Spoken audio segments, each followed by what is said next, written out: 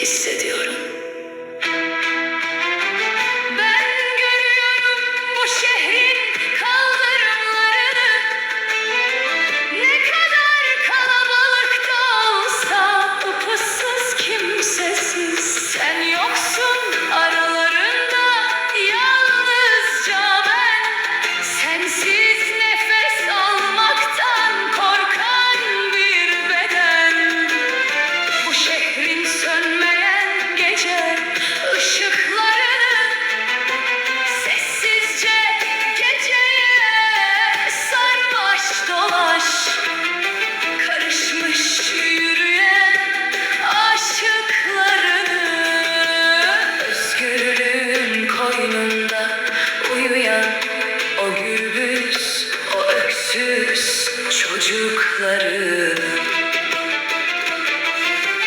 Omuzların kazma kürek sabahında hoş soğuğuna aldırmıyor şu adamcağız. Şu köşedeki simitçi bozacaksa ötede kümelenmiş gurbet emekçileri. Sarhoş fırıncı eski tramvay, neden benden başka seni tanıyan yok?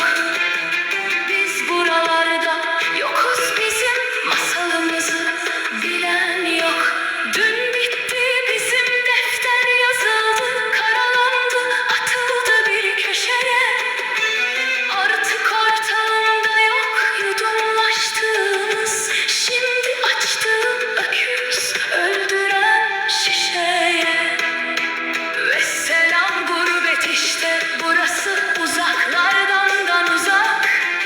Zor iştir güzel arkadaşım bu diyarda, senin hasretinle yaşamak.